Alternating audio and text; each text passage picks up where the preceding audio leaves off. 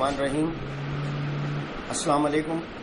آج کے ہماری مہمان شخصیت ہرنولی کی معروف سماجی شخصیت جنہوں نے اپنے کیریئر کا آغاز ایجوکیشن سے کیا، اس کے بعد سیاست میں اپنا وجود تسلیم کروایا، مختلف کمیٹیوں کے ممبرز چیئرمینز رہے، تحصیل ڈسٹرکٹ لیول پہ انہوں نے اپنی صلاحیتوں کا لوہا منوایا.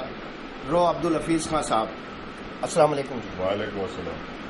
رو صاحب، ہمیں بتائیے گا آپ نے اپنے کیریئر کا آغاز کہاں سے کیا؟ آپ کو بسم اللہ الرحمن الرحیم. آپ کو یہ سن کر خوشی ہوگی کہ جب میں 1964 میں کالج میں پڑھتا تھا لائل پور، اس وقت میں نے کالج یونین میں پارٹیسپیٹ کیا تھا، اور مجھے یہ اعزاز حاصل ہے کہ ہمارے ساتھیوں نے اس وقت جنرل محمد ایوب خان اور محترمہ فاطمہ جناح کے درمیان صدارتی الیکشن ہو رہا تھا. ہم نے محترمہ فاطمہ جناح کا ساتھ دیا تھا اور اسلامیہ کالج کے گیٹ پہ آ کے ان کا استقبال کیا تھا. مجھے یہ بتاتے ہوئے بہت خوشی محسوس ہو رہی ہے کہ مجھے محترمہ فاطمہ جناح صاحبہ مرحومہ کو قریب سے دیکھنے اور ملنے کا اتفاق ہوا، اور میرے لیے یہ اعزاز کی بات ہے کہ میں نے ان سے ہاتھ بھی ملایا، اور اس کے بعد ہم انہیں بڑے جلوس کی شکل میں دھوبی گھاٹ کے گراؤنڈ میں لے گئے، جہاں انہوں نے بڑی تقریر کی. یہ الگ بات ہے کہ حالات زمانہ کے ہاتھوں وہ ہار گئیں اور اس دنیا سے چلی گئیں، لیکن قائد اعظم محمد علی جناح اور محترمہ فاطمہ جناح کی خدمات کو کسی وقت بھی نہیں بلایا جا سکتا. آپ ایجوکیشن میں کیسے آئے اور اس کے بعد پھر آپ نے سیاست کا کہاں سے آغاز کیا؟ میں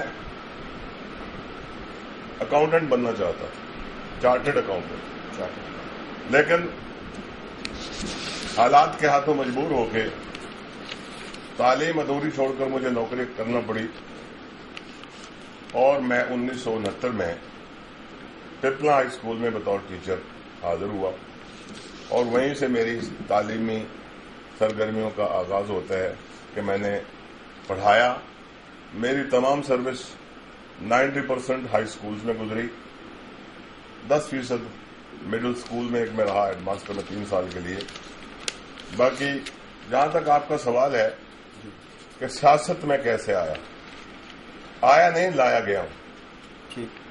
1979 میں جب یہ شہر ٹاؤن کمیٹی کا درجہ پا گیا تو ہوا یہ کہ گورنمنٹ نے اس کے زمینوں کے خریداری کے ریٹ 1 لاکھ روپیہ مرلہ مقرر کر دیا. کوئی رجسٹری یا انتقال 1 لاکھ سے کم مرلہ کے حساب سے فیس کے بغیر نہیں ہو سکتا. لوگ مجبور تھے، کوئی ان کا پرسان حال نہیں تھا.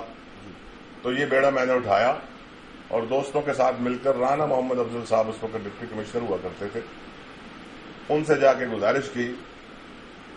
طے شدہ پروگرام کے مطابق ٹاؤن کمیٹی کے سامنے ہم نے کھلی کچہری کا انعقاد کیا، جس میں نے مطالبات پیش کیے، اور جناب محترم رانا محمد افضل صاحب نے وہ من قبول کر لیے. ہوا یوں تھا کہ ہم نے شہر کو 3 کیٹیگریز میں تقسیم کیا: لاری اڈا اول، سٹی روڈ دوم، اور اس کے علاوہ باقی تمام شہر. اس وقت جو ریٹ مقرر ہوا تھا وہ 50,000، 20,000 اور 10,000 روپے مرلے کے مطابق ہم نے شہر کے تینوں کیٹیگریز کے ریٹ مقرر کیے تھے، جو بعد میں اب ہماری نااہلی کی وجہ سے، ہمارے قائدین کی بغیر بے توجہی کی وجہ سے اب پھر وہ کہیں سے کہیں چلے گئے ہیں.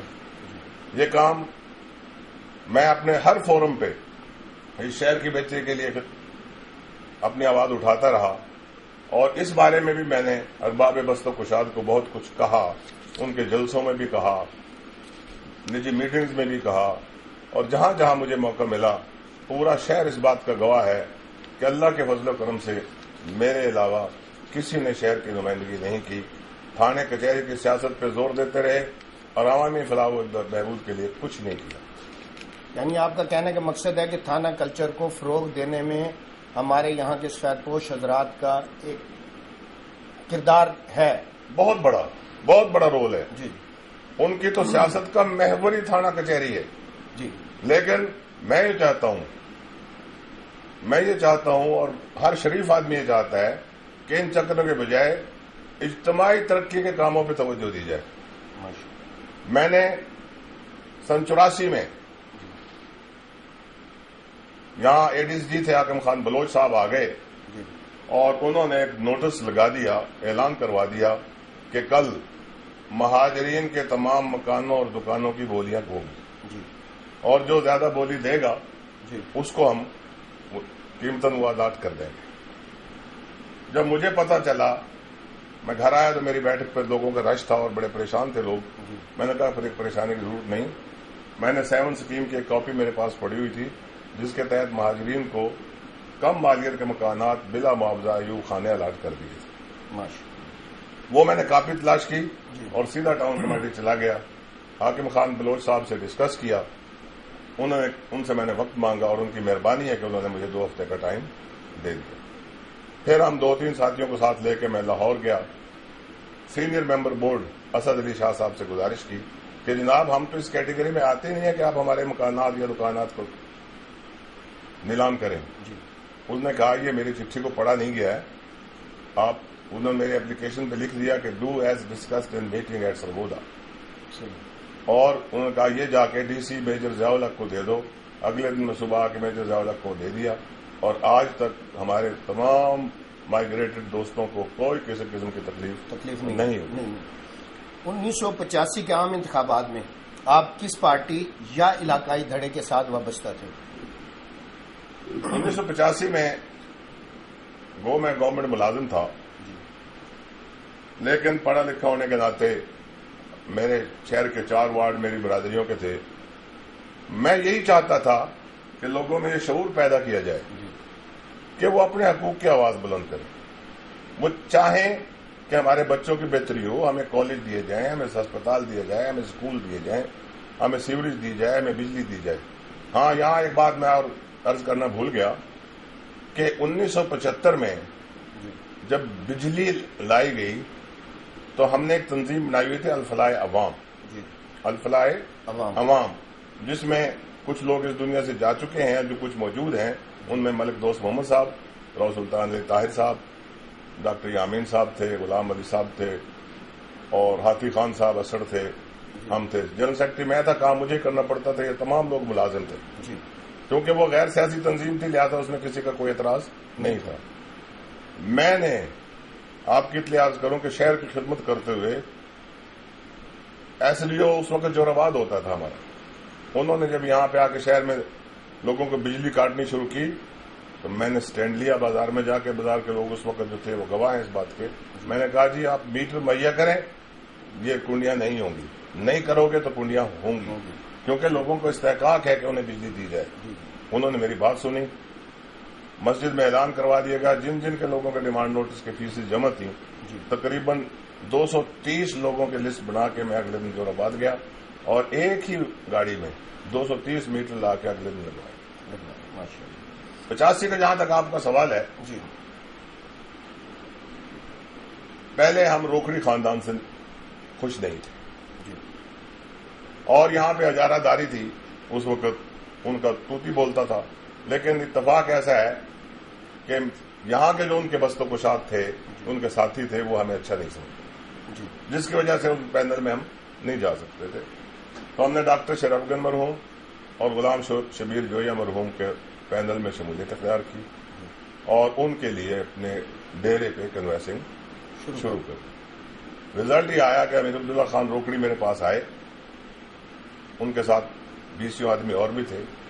1 گھنٹہ مذاکرات کیے اور انہوں نے کہا کہ آپ مجھے ووٹ دیں. میں نے کہا سر میں وعدہ کر چکا ہوں ڈاکٹر صاحب سے, اس وقت ووٹ آپ کو نہیں دوں گا, آئندہ اگر ضرورت پڑی تو دیکھا جائے گا. 85 اور 88 میں ہم نے ووٹ ڈاکٹر شرف گن کو دیے. امیر عبداللہ خان کے حکم پہ غلام امیر خان روکڑی نے کوشش کی کہ مجھے وہ اپنے ساتھ ملائیں, اور بعد میں ان کی یہ کوشش کامیاب بھی ہو گئی کہ ہم مسلم لیگ کے ناطے سے ان کے ووٹر بنے, لیکن وہ دوستی بھی زیادہ دیر تک نہیں چل سکی. ہاں, جویا انعام اللہ خان کو ہم نے ووٹ دیے مسلم لیگ نون کے ٹکٹ پہ, اور جویا صاحب کے ساتھ ہماری وابستگی بالکل جیسے کوئی کہتا نا فلاں فلاں کا ٹوٹ انگ ہے, تو سمجھا یہ جاتا تھا کہ ہم اور جویا ایک دوسرے سے کبھی علیحدہ نہیں ہوں گے، اور وہ دنیا سے چلے گئے ہیں، ہم نے بھی جانا ہے۔ حقیقت یہ ہے کہ 2000 تک 99 کوز تک جویا صاحب ہر معاملے میں مجھے فل رسپانس دیتے تھے، احترام کرتے تھے اور میری بات سنتے تھے۔ الحمدللہ ہم نے کبھی کسی کی بیک بائٹنگ نہیں کی، کسی کے خلاف کوئی بات نہیں کی، کسی کو تھانے کچہری کی سیاست میں نہیں گھسیٹا۔ ہاں، شہر کی بہتری کے لیے، ہسپتال کے لیے، ہائی اسکول کے لیے، بچیوں کے ہائی اسکول کے لیے ہم لاہور بھی جاتا رہا ہوں، ان سے کام درخواستیں لکھ کے پرسو بھی کرتا رہا ہوں۔ ہسپتال ہمارا نہیں بن سکا، اس وقت BHU سینکشن ہو گیا تھا، لیکن وہ بھی سیاست کی نظر ہو گیا کہ روکھڑی گروپ، اس وقت کا روکھڑی گروپ نہیں چاہتا تھا کہ جو یہ یہاں پہ بھرتی لگے، جی جس وجہ سے وہ ہمیں سندھا والا میں جا کے بنانا پڑا۔ وہ بھی ہمارے بھائی ہیں، ان کا مفاد ہو گیا، ہمیں بڑی خوشی کی بات۔ روز صاحب، دوران ملازمت آپ سیاست میں انوالو رہے ہیں، تو اس دوران آپ کو مسائل کا سامنا بھی کرنا پڑا، بے شمار مسائل کا سامنا کرنا، اور ساتھ ہی آپ نے قبل از وقت ریٹائرمنٹ لے لی، ان کی کیا وجہ تھی؟ اس کی وجہ آپ نے پہلے خود ہی بیان کر دی جی کہ ہم تینوں بھائی ملازم تھے، اور جب ہم سیاست میں عملی حصہ لے رہے ہوتے تھے تو مرحوم فقیر عبد المجید خان اور اس کا گروپ جی وہ ہم سے نالاں تھے۔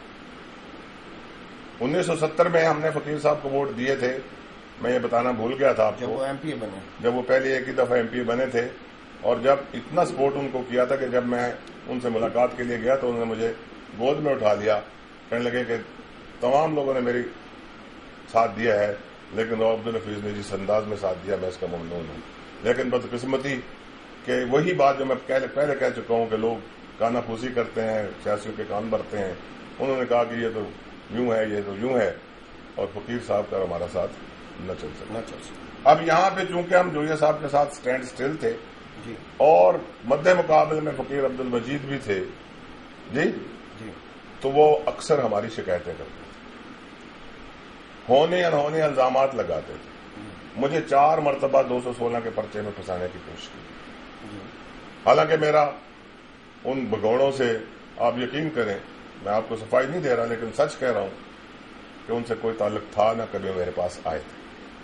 میرے محلے میں ایک گھر میں رہتے تھے، اور وہی لوگ صبح جا کے ملک سرخرو کو کہتے تھے کہ رات راؤ صاحب کے پاس تھے، رات فلاں کے پاس تھے، فلاں کے پاس تھے۔ یہ ایک لمبی کہانی ہے، پھر کسی کو بتا دیں۔ روز صاحب، جویا گروپ سے آپ کی ناراضگی کی کئی قصے سامنے آئے ہیں، کن وجوہات کی بنا پر آپ کی اور جویا گروپ کی دوری ہوئی، جبکہ آپ پہ ایک ٹھپا تھا کہ جی آپ جویا گروپ کے دیرینہ ساتھی ہیں اور آپ جویا گروپ نہیں چھوڑ سکتے، لیکن پھر درمیان میں یہ فاصلے بڑھتے گئے؟ بالکل آپ صحیح فرما رہے ہیں، میں نے جویا گروپ کو نہیں چھوڑا، جی جویا گروپ نے مجھے دھکے دے کے اس وقت نکال دیا۔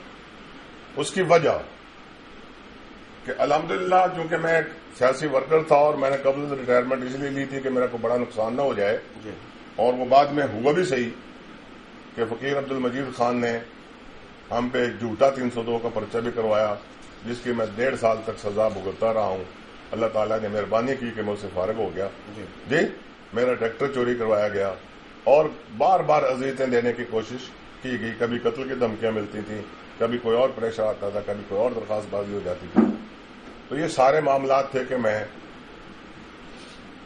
جویا صاحب کے ساتھ مخلص تھا، دوسرے لوگ میری مخالفت کرتے تھے۔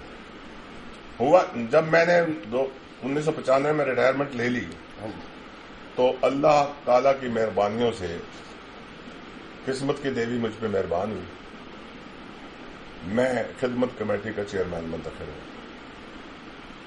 تحصیل پپلا کا۔